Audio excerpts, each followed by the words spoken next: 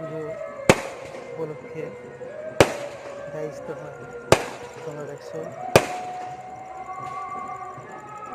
বাজি প্রদর্শনী, তার সাথে মায়ের মন্দিরের চারপাশের সে মনোরম পরিবেশ, তার একটা রিসেপশন তোমাদের সাথে শেয়ার করছি।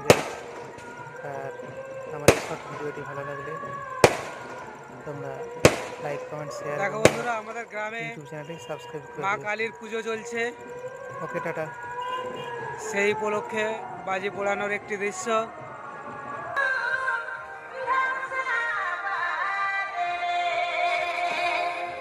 ভাথাড়া একটি শ্মশান কালী পুজোর ছবি।